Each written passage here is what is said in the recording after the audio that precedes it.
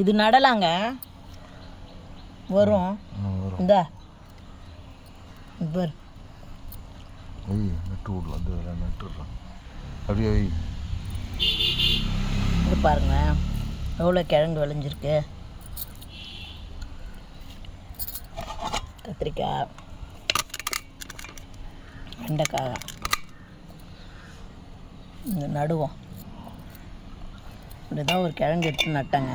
எவ்வளோ காய் வந்திருக்கு பாருங்கள். அரை கிலோவுக்கு மேலே இருக்கும்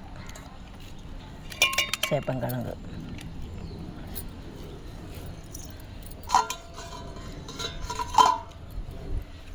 அடுப்பு எரியல பாருங்கள்.